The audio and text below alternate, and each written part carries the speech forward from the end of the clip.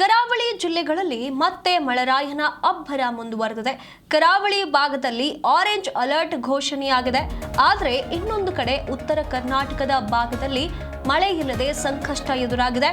ಒಂದೇ ದಿನದಲ್ಲಿ ಹವಾಮಾನದ ಪರಿಸ್ಥಿತಿ ಬದಲಾಗ್ತಾ ಇದೆ. ಮೈ ಸುಡುವ ಬಿಸಿಲು, ಒಣಹವೆ, ಬೇಸಿಗೆಯ ಅನುಭವ ಆಗ್ತಾ ಇರುವಂತದ್ದು.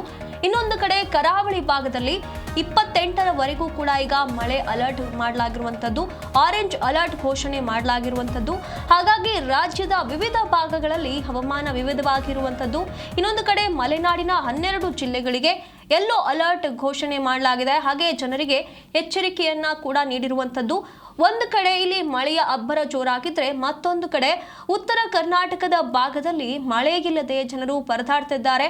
ಮಳೆಯನ್ನ ನಂಬಿ ರೈತರು ಬೆಳೆಗಳನ್ನು ಹಾಕಿದ್ದಾರೆ. ಆದರೆ ಮಳೆ ಸರಿಯಾದ ಪ್ರಮಾಣದಲ್ಲಿ ಬರದೇ ಇರುವಂತಹ ಕಾರಣ ರೈತರು ಕೂಡ ಕಂಗಾಲಾಗಿರುವಂತದ್ದು.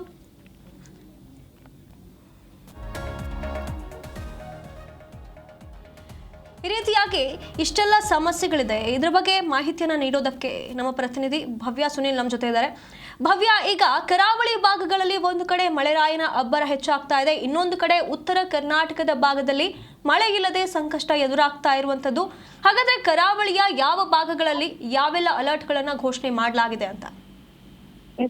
ರಾಜ್ಯದಲ್ಲಿ ಜೂನ್ 1ರಿಂದ 22ರವರೆಗೆ ವಾಡಿಕೆಯಂತೆ 136 ಮಿಲಿಮೀಟರ್ ಮಳೆ ಆಗ್ಬೇಕಿತ್ತು. ಆದ್ರೆ ರಾಜ್ಯದಲ್ಲಿ 78 ಮಿಲಿಮೀಟರ್ ಮಳೆ ಆಗಿರುವಂತದ್ದು. ದಕ್ಷಿಣ ಕನ್ನಡ, ಉತ್ತರ ಕನ್ನಡ ಹಾಗೂ ಉಡುಪಿಯಲ್ಲಿ 555 ಕಿಲೋಮೀಟರ್ ಅಷ್ಟು ಮಳೆ ಆಗಬೇಕಿತ್ತು. ಆದ್ರೆ 210 ಮೀಟರ್ ಮಳೆ ಆಗಿರುವಂತದ್ದು. 62% ಮಳೆ ಅಭಾವ ಆಗಿರುವಂತದ್ದು. ಅಂದ್ರೆ ಶಿವಮೊಗ್ಗ, ಕೊಡಗು, ಚಿಕ್ಕಮಗಳೂರು ಮತ್ತು ಹಾಸನಗರದಲ್ಲಿ ಈಗಾಗಲೇ ಮಳೆ ಬದಲು ಅಂದ್ರೆ ಕೆಲವೊಂದು ಕಡೆ ಮಳೆ ಆಗ್ತಿದೆ, ಇನ್ನು ಕೆಲವು ಕಡೆ ಮಳೆ ಆಗ್ತಾ ಇಲ್ಲ.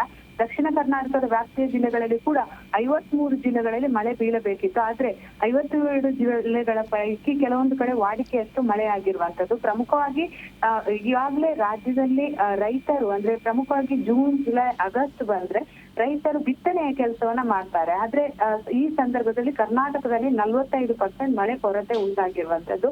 ಸೊ ಇದರಿಂದಾಗಿ ರೈತರು ತಮ್ಮ ಬಿತ್ತನೆಯ ಕೆಲಸವನ್ನ ಮಳೆ ಬಂದಾಗ ಭೂಮಿ ತೇವಾಂಶ ಆಗುತ್ತೆ. ಈ ಸಂದರ್ಭದಲ್ಲಿ ತಾವು ಅಂದ್ರೆ ಬೆಳೆಯನ್ನ ಬೆಳೆಯಬೇಕಾಗುತ್ತೆ. ಸದ್ಯ ಮಳೆ ಅಭಾವದ ಕಾರಣ ಬಹಳಷ್ಟು ತೊಂದರೆಯನ್ನ ಕೂಡ ಅನುಭವಿಸಿರುವಂತದ್ದು.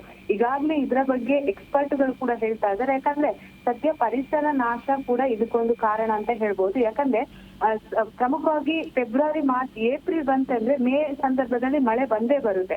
ಅದನ್ನು ಕೂಡ ಕರಾವಳಿ ಜಿಲ್ಲೆಗಳಲ್ಲಿ ಬಹಳಷ್ಟು ಮಳೆಗಳು ಬರುವಂತದ್ದು. ಆದ್ರೆ ಸದ್ಯ ಮಳೆ ಬರದೇ ಇರೋ ಕಾರಣಕ್ಕಾಗಿ ರೈತರು ಬಹಳಷ್ಟು ಕಂಗಾಲಾಗಿದ್ದಾರೆ ಅಂತಾನೆ ಹೇಳ್ಬೋದು. ಸರ್ಕಾರ ಕೂಡ ಆದಷ್ಟು ಗಿಡಗಳನ್ನ ನೆಡ್ತೀವಿ ಅಂತ ಹೇಳ್ತಿದ್ದಾರೆ. ಗಿಡಗಳನ್ನ ನೆಟ್ಟು ಪೋಷಣೆ ಮಾಡಿದ್ರೆ ಒಂದು ಮಳೆ ಬರುವ ಸಾಧ್ಯತೆ ಕೂಡ ಇರುತ್ತೆ. ಆದ್ರೆ ಅದು ತಕ್ಷಣ ಆಗುವಂತಹ ಕೆಲಸ ಅಲ್ಲ. ಯಾಕಂದ್ರೆ ಒಂದು ಗಿಡ ಬೆಳಿಬೇಕಾದ್ರೆ ಮ್ಯಾಕ್ಸಿಮಮ್ 2ರಿಂದ 3 ಅಥವಾ 10 ವರ್ಷನೇ ಬೇಕಾಗುತ್ತೆ.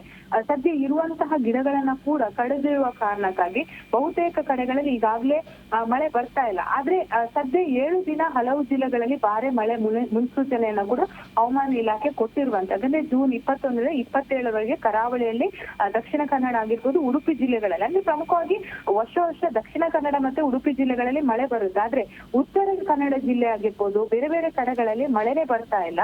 ಬೆಂಗಳೂರು ನಗರ, ಬೆಂಗಳೂರು ಗ್ರಾಮಾಂತರ ಒಂದು ವಾರದಲ್ಲಿ 1-2 ದಿವಸ ಮಳೆ ಬರುತ್ತೆ. ಆದ್ರೆ ಭೂಮಿಯ ಒಳಗಡೆ ನೀರು ಹಿಂಗಲ್ಲ. ಈ ಸಂದರ್ಭದಲ್ಲಿ ಕೊಳವೆ ಭಾಗಗಳಲ್ಲಿ ನೀರೇ ಇಲ್ಲ. ಸದ್ಯ ಬೆಂಗಳೂರಿನಲ್ಲಿ ಕೂಡ ನೀರಿನ ಸಮಸ್ಯೆ ಉಂಟಾಗ್ತಾ ಇರುವಂತದ್ದು. ಈಗಾಗಲೇ ನೀರಾವರಿ ತಜ್ಞರು ಕೂಡ ಬಹಳಷ್ಟು ಒಂದು ಬೇಸರವನ್ನ ವ್ಯಕ್ತಪಡಿಸ್ತಾ ಇದ್ದಾರೆ. ಯಾಕಂದ್ರೆ ಮೊದ್ಲೆಲ್ಲ ಬೆಂಗಳೂರಲ್ಲಿ ಸುಮಾರು 1000ಕ್ಕೂ ಹೆಚ್ಚು ಕೆರೆಗಳಿತ್ತು. ಕೆರೆಗಳು ತುಂಬಿ ತುಳುಕ್ತಾ ಇತ್ತು.